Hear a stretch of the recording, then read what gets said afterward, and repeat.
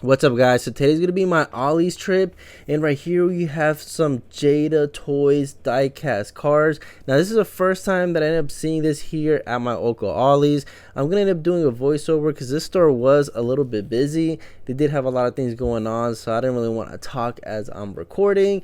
You guys can see that they do have a lot of toys here at this Ollie's, not as much as other ones, but this one is kind of decent. You guys do see some of the Marvel Legends, the What If figures, the Black Panther figures, a lot of the same ones except that new Killmonger and a few other figures that I'll show you guys later on. They have some of the WandaVision figures as well.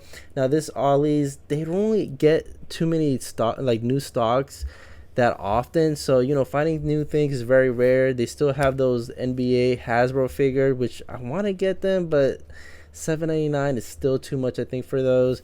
Got a bunch of random toys here. You guys got Dungeons and Dragons, which I'm not really sure anything. I don't know anything about that line. I don't really collect that.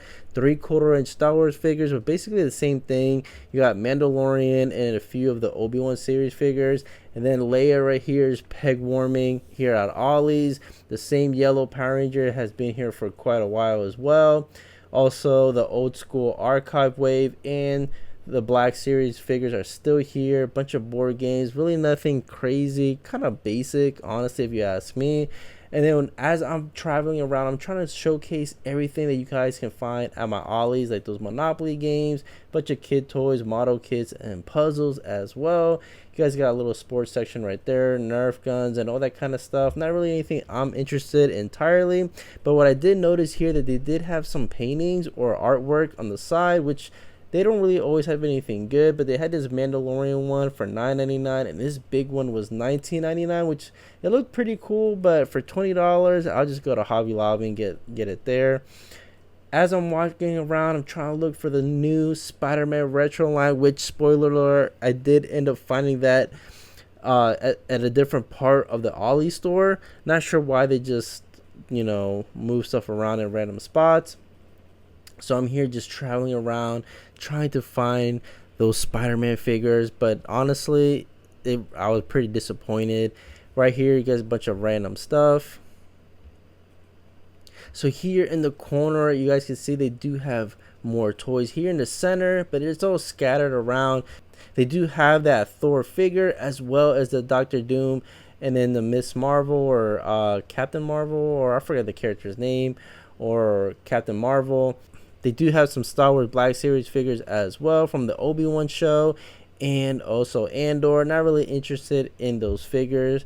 Then right here, I finally found the Spider-Man retro carded figure line. Now here we have Jessica Drew, which I didn't end up picking her up, and they did have that villain, which I'm not really too familiar with that villain. $9.99 is really not too bad, but I was really looking for something that will catch my attention. Maybe next time if I come to Ollie's, I'll end up finding it. I wish I could find that Captain Carter shield. I think it's at $60 for Ollie's, $60 or $40, which really isn't bad. And also they have the Black Panther helmet, which I haven't seen.